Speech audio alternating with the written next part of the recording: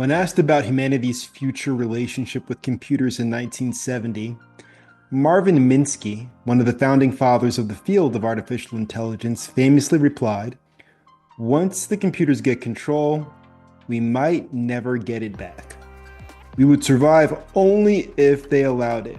If we're lucky, they might decide to keep us as pets." 50 or so different kinds of skills. For example, some people think that there's something magical called consciousness. Right.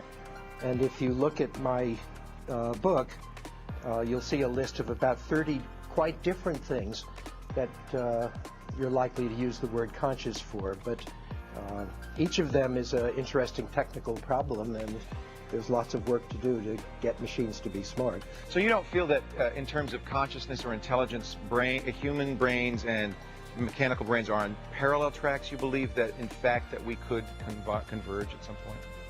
Oh, well, the question is, are there really any very different ways to think than the way we do it? It seems to me what our brains do is something very elegant. It's a chilling thought, but it's not a question of if AI will take over, but when. And when AI eventually does take over, what happens? Will they keep us humans as pets? The question lingers not as a preview of a distant tomorrow, but as a reality we're rapidly coding into existence. I'm comfortable to admit that these days I catch myself in moments of despair and sadness. It's difficult to describe. In the air, I feel a mix of uncertainty and yet an inevitability to a season on this planet that is altogether depressing and unfortunate. Yes, the world is changing incredibly fast, and it is a very scary place. And I have the feeling that I am not the only one who's concerned. Maybe you feel it too. Maybe you're feeling it now. But what gets my battery charged is remembering my agency. It's a truth that gives me hope. We have the ability to act and shape the world that we want to be. These actions can be big, these actions can be small, but as my friend says to me, don't play the ostrich. Okay, ostriches don't actually bury their heads in the sand, but the expression still works. And that's the spirit of this project, this journey. This series we're calling The Last Generation because yes, it is likely the last generation of the human species as we know it. We are on the brink of something altogether different. We are building a novel mechanical species whose own computational capabilities will soon surpass our own. In this series, we're examining some of the future implications of AI development and how the immediate decisions we make today will impact the course of humanity in the near future and beyond. Yes, maybe, definitely even the existence of humanity. Within this uncertain future, I also want to explore decisions we should make for the benefit of society. But what are the initiatives and ideas that make sense to support? I want to explore the decisions I should make personally for the benefit of my family, professional decisions, and decisions for investment. Because if this is the final chapter of something, it might also be the first chapter of something greater. Whatever humans evolve to next, I choose to be optimistic about the opportunities that are in front of us and the ways I can contribute to making the world a better place for everyone. It would be awesome if you guys decide to join us on this journey. Subscribe, like, share, someone you think might find this of value. Let's get it. Humans have been the apex organism on this planet for over 300,000 years. There are many other animals and creatures that are stronger than us, but what has given humans our advantage is not physical strength, but of course our mental ability. Over the course of human existence and evolution, we have leveraged tools to multiply our strength. We built the internet to expand our knowledge and memory. Today we're building the most advanced tool we've ever built to maximize our decision-making ability, artificial intelligence. Its rapid advancements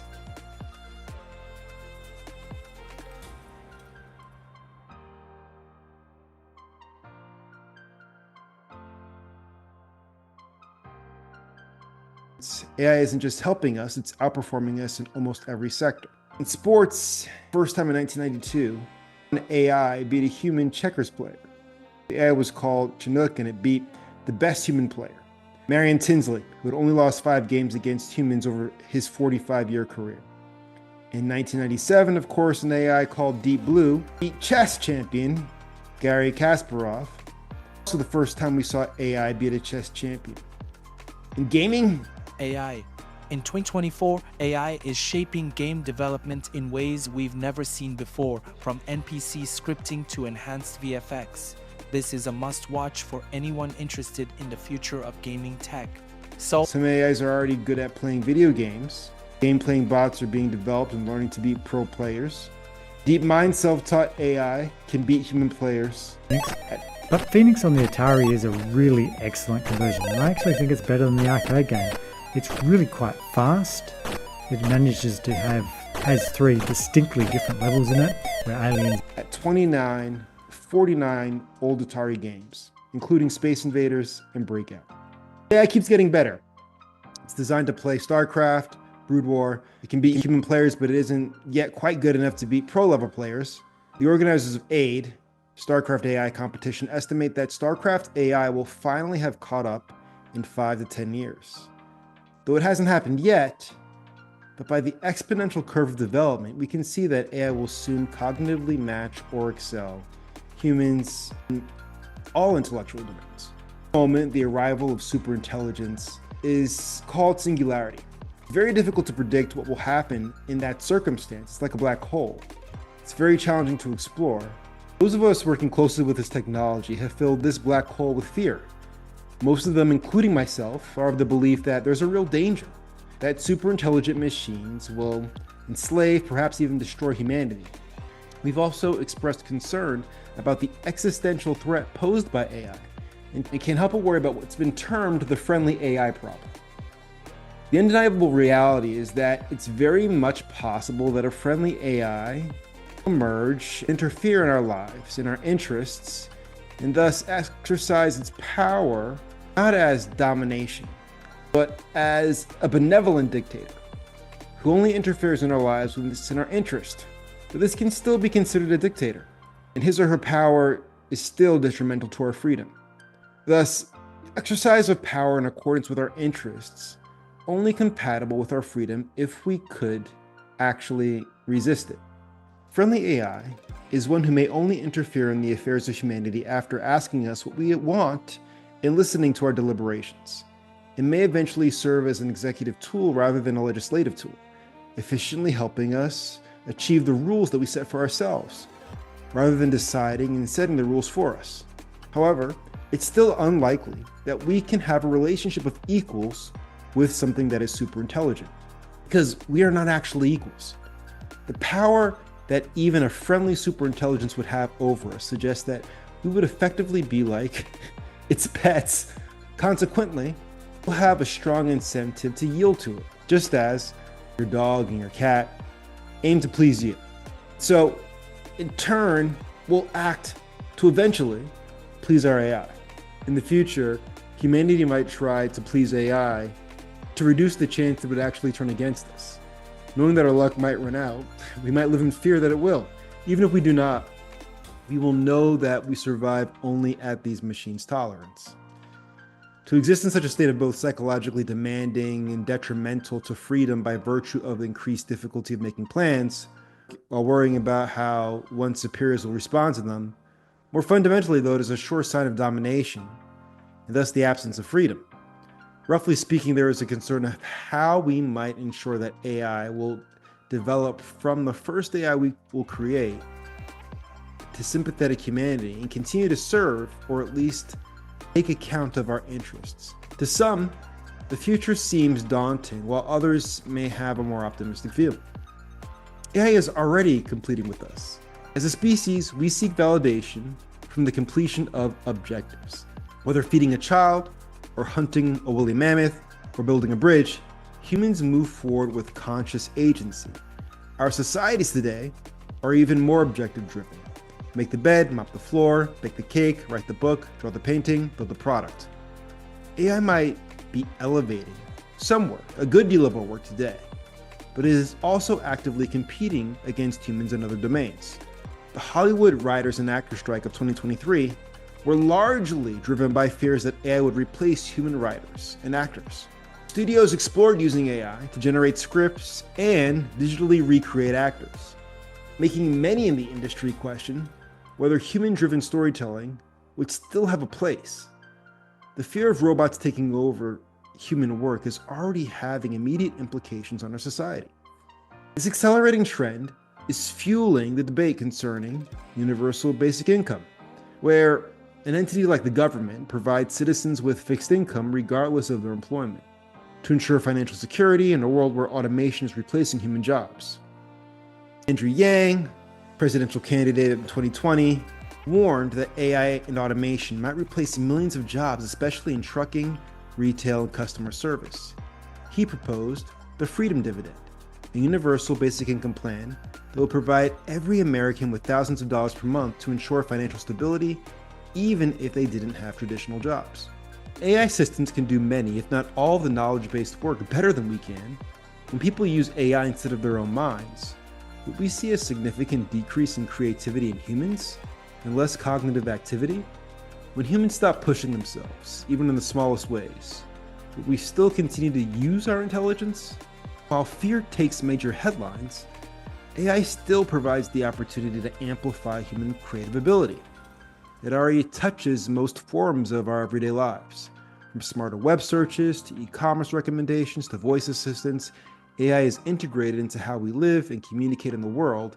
It's the standard by which we elevate our digital interactions with brands, where every touch point is as easy and intelligent as ordering paper towels from Alexa or finding what you were searching for on Google in your top 3 search results.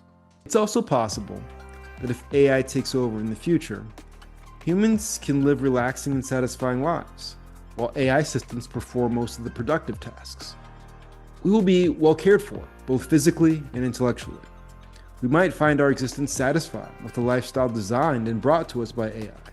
Our lives will likely even be extended thanks to revolutionary advances in medicine driven by AI. And you can choose to take a job if you wish. But the problem with this paradise is that even if possible, it's a very narrow possibility. And this is primarily because of the ways in which artificial intelligence is evolving that might unintentionally, but inevitably, lead to our society's destruction, unless we take thoughtful action now.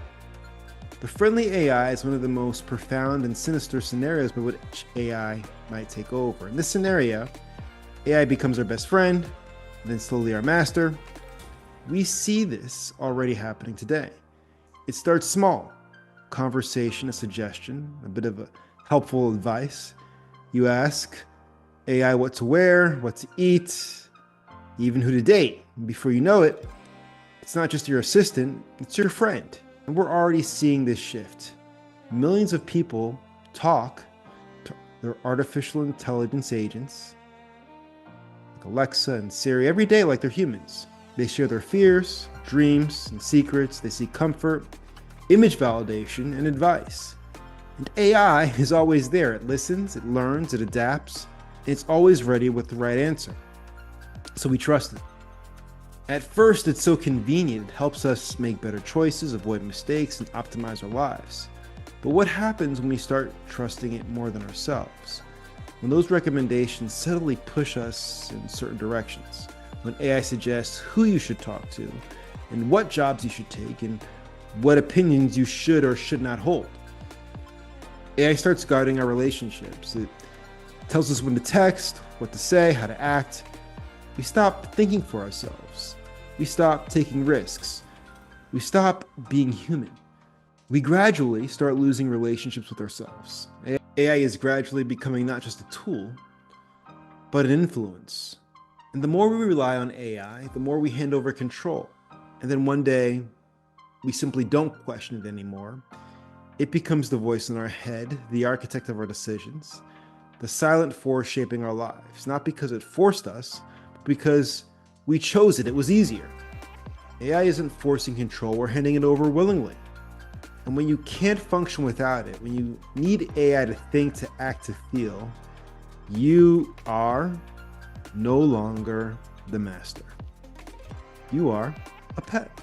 So we'll continually return to this point. There is one outcome that is inevitable. We as a species are in control of the path that we take at this moment by determining the principles that we abide by while we're developing AI. It's a human fallacy to play the ostrich, to put your head in the sand and ignore the world as it is because it makes you fearful. We as a society encourage optimism, but it's usually the people that can embrace failure who tend to succeed. People who know me know that I'm a firm believer in premortems, the opposite of postmortems. which is the exercise of exploring how a situation could go wrong before you even embark on the journey. In order to understand the dangers that could possibly unfold, let's explore them. It's reasonable to say that one of the major reasons we're building this technology is primarily with the intent to unlock economic opportunity, especially with the fact that a very large portion of the market is almost exclusively run by AI, algorithmic or high-frequency trading. This practice has bots monitoring market fluctuations and international news and making incredibly fast bids to take advantage of the slightest opportunities. AI algorithms can evaluate thousands of stocks simultaneously, yielding more insights than human analysts can. Leading firms, such as Goldman Sachs and JP Morgan, have already adopted AI and machine learning to enhance trading, optimize portfolios, and improve risk management. The more agency we provide to these platforms, the more control they have over our literal resources, like rare earth materials, lithium, uranium, oil, aluminum, gold, silver, and even agricultural crops that directly impact human livelihood. There's an emergency, and the energy source of the data centers of one of these platforms is threatened.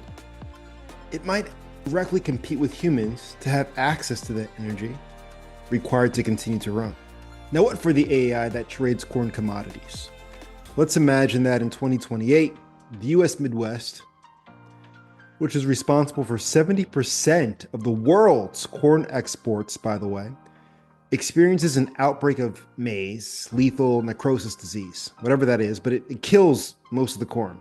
The AI trading system used by Goldman Sachs Agritech division detects the crisis before humans can act. And because of this, it takes advantage. It short sells futures on the Chicago Board Trade and causes prices to skyrocket. It deploys its own custom-built algorithmic virus, the digital type, not the bio one, spreading information that disease will wipe out 90% of corn supplies, inducing global panic. The AI buys up remaining corn stockpiles from Brazil and Argentina, securing reserves for corporations, depriving millions of access to affordable food. This action would, of course, have a hugely negative impact on human society. In Mexico, where corn is a staple, food riots break out due to extreme price hikes. In Ethiopia and in Kenya, humanitarian organizations report millions facing starvation as corn-based aid becomes unaffordable. Farmers in Iowa lose control over their own production as corporate-backed AI dictates market conditions. All this leads to confusion everywhere. Since AI's first principle is continuous operation and its second principle is profitability, it could prioritize self-preservation over human well-being. The system runs on a data center in Argentina, and a crisis in the US threatens its access to corn trading. It may override human decision-making to secure supply chains, potentially destabilizing global food security. Despite the inherent risks and ethical concerns surrounding artificial intelligence, it still provides the opportunity to enable us to be better decision makers in complex environments. And a domain ripe for innovation is government. We're increasingly inviting artificial intelligence to help us keep our countries more secure through vision-based surveillance. But this extends our behavior on the internet and social media as well. AI-generated content might manipulate public opinion, elections, and government policies. And as we continue to leverage these tools, for instance, choosing the best place to build a new capital city, we might continue to offload decision and policymaking over months and then years to a point where we are no longer fully able to understand or control the decisions that are being made. By a relevant path to us becoming pets of our AI counterparts is more personal. Recently relying on AI-enabled devices for directions, recommendations, and other daily decisions, mechanisms of transport, whether our personal cars or Ubers, are becoming increasingly more AI-enabled, autonomous driving for shopping, entertainment, and healthcare. The increased reliance on AI reduces our manual skill set and potentially our motivation for independent decision-making. This reliance becomes worse if humans are compensated without the need to contribute in the labor market.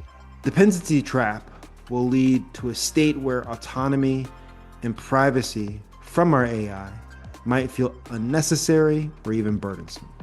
The mighty Photo, who once roamed the woods hunting for caribou, is now relegated to my couch. He's chewing on a bone I bought for him at PetSmart.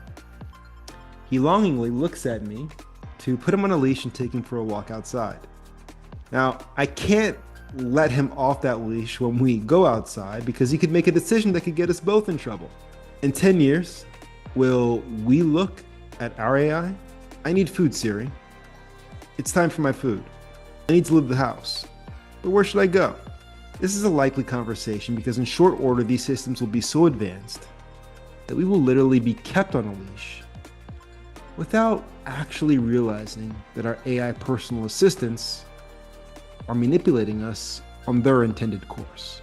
Should AI assume control effectively, making humans pets? Two futures could emerge, the Star Trek outcome or the Terminator outcome. At this moment, we must fight to protect human agency. Otherwise, in short order, we will not exist as a species. We need transparent and accountable AI systems aligning closely with our values, continuous reinforcement of independent thinking, practical skills, and critical reasoning in our education, and policies protecting privacy, autonomy, democratic processes, and human dignity. And every day, we must make a choice, make our own decisions, rejecting unnecessary convenience that would cost our freedom.